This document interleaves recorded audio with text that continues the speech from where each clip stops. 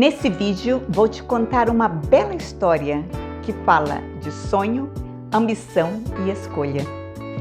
Sou Marlene Leite Mendonça, sou psicóloga clínica e a história da moça Tecelã é o conteúdo do nosso vídeo de hoje.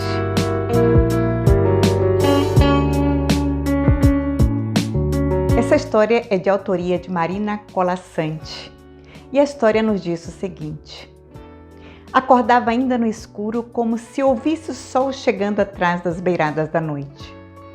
E logo sentava-se ao tear. Linhas claras para começar o dia, delicado traço cor da luz que ela ia passando entre os fios estendidos, enquanto lá fora a claridade da manhã desenhava o horizonte. Depois lãs mais vivas, quentes lãs iam tecendo horas a horas em longo tapete que nunca acabava.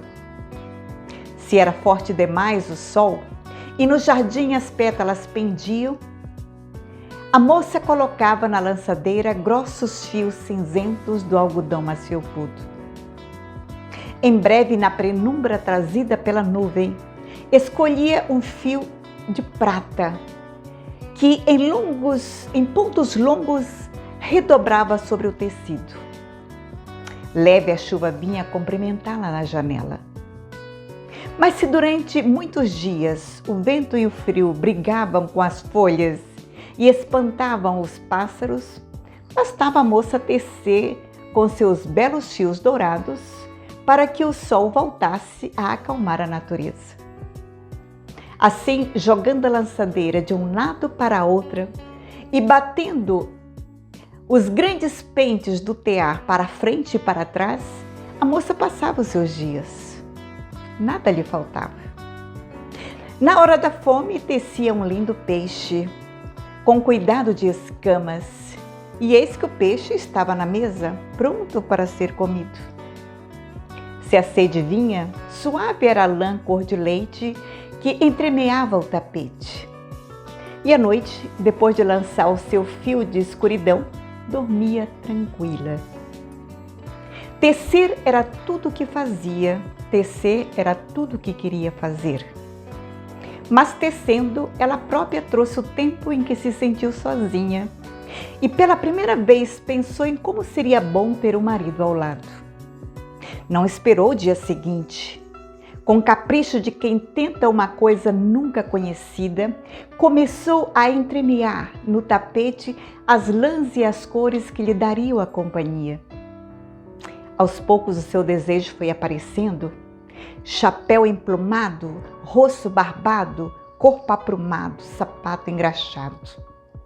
Estava justamente acabando de entremear o último fio do ponto dos sapatos quando bateram à porta. Nem precisou abrir.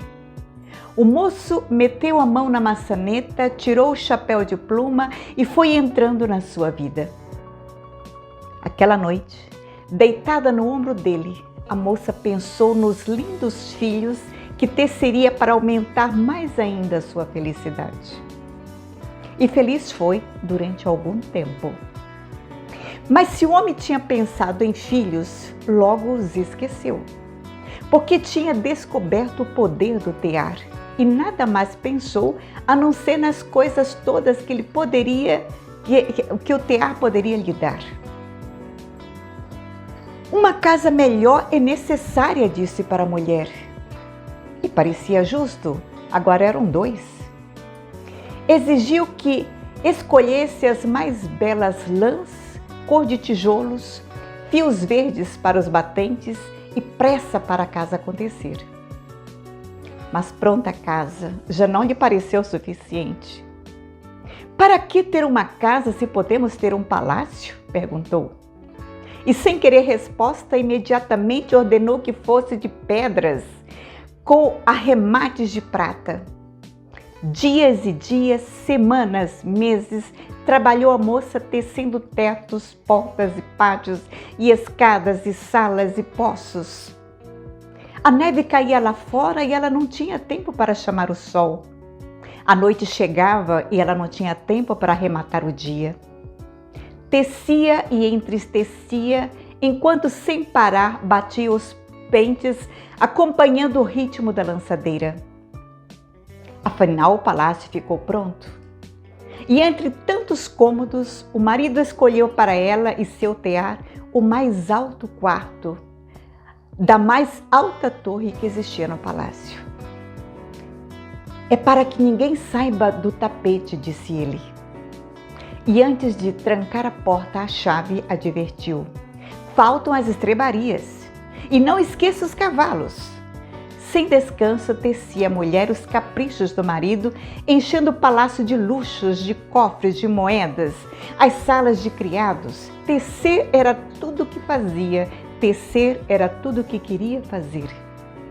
E tecendo, ela própria trouxe o tempo em que sua tristeza lhe pareceu maior do que o palácio com todos os seus tesouros. E pela primeira vez pensou em como seria bom estar sozinha de novo. Só esperou anoitecer. Lançou-se enquanto o marido dormia, sonhando com as suas novas exigências. E descalça para não fazer barulho, subiu a longa escada da torre, sentou-se ao tear. Dessa vez não precisou escolher nenhuma linha. Segurou a lançadeira ao contrário e, jogando-a veloz de um lado para outro, começou a desfazer o tecido. Desteceu os cavalos, as carruagens, as estrebarias, os jardins. Depois desteceu os criados, os palácios, todas as maravilhas que continha no palácio. E novamente se viu na sua casa pequena e sorriu para o jardim além da sua janela. A noite acabava quando o marido, estranhando a cama dura, acordou e, espantado, olhou em sua volta. Não teve tempo de se levantar. Ela já desfazia o desenho escuro dos sapatos e ele viu seus pés desaparecendo, sumindo as pernas. Rápido, o nada subiu-lhe ao corpo, tomou o peito aprumado, emplumado o chapéu, e então, como se ouvisse a chegada do sol, a moça escolheu uma linha clara e foi passando-a devagar entre os fios delicados traços de luz, que a manhã repetiu na linha do horizonte. Esse é um texto de Marina Colasanti, que aliás você encontra o livro com esse tema, A Moça Tecelã. E é um texto belíssimo, concorda comigo?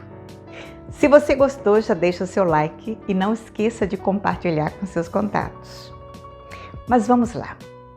O texto nos conta a história de uma jovem simples que tem um tear mágico que lhe possibilitava ter qualquer coisa que ela quisesse. Tudo ia muito bem até ela sentir a necessidade de ter um companheiro. Ela teceu o companheiro no tear. O problema foi que ela teceu um homem ambicioso e pouco amoroso. E quando ele descobre o poder do tear, obriga a jovem a tecer seus caprichos e para isso ele a aprisionou na masmorra e a obrigou a tecer todos os seus desejos. Ele não se importava com ela, mas com as coisas que ela podia tecer. E isso nos faz pensar. Quantas mulheres vivem o verdadeiro processo de escravidão, trabalhando dia e noite para manter as suas casas, manter o marido e os caprichos deles? O que leva uma mulher a fazer isso? Baixa autoestima? Dependência emocional? Medo de ficar sozinha, como titia, sendo cobrada por todos? No caso da moça da história, foi a solidão. E no seu caso? No caso das mulheres que você conhece. O segundo ponto que chama atenção é a tentativa de suprir as expectativas dos outros. E para isso, aquela jovem se entregou ao trabalho sem direito ao descanso. É muito comum encontrarmos pessoas que, por medo de perder o afeto, vão se sobrecarregando por não saber dizer não e impor limites. Até contraem dívidas porque não sabe negar o cartão de crédito ou não sabe dizer não quando alguém lhe pede o seu nome para fazer compras. E infelizmente não são poucas as pessoas que vivem essa realidade. O terceiro ponto é a intensidade, ou a insaciedade, melhor dizendo, daquele homem. Quanto mais ele tinha, mais ele queria ter. Não estou fazendo de forma alguma apologia à pobreza.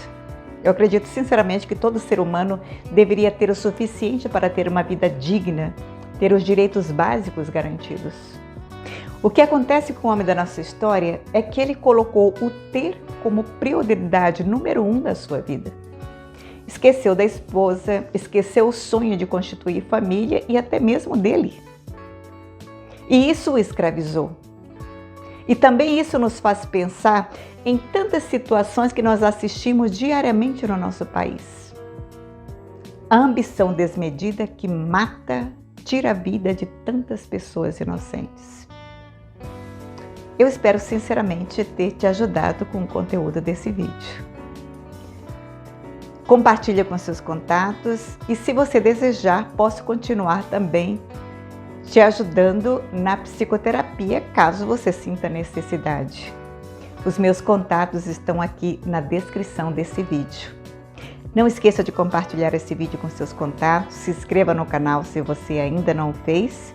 E eu estou deixando aqui a indicação de 2 outros vídeos para que você continue o processo de autoconhecimento. Um grande beijo e eu te espero com muito carinho no próximo vídeo. Até lá!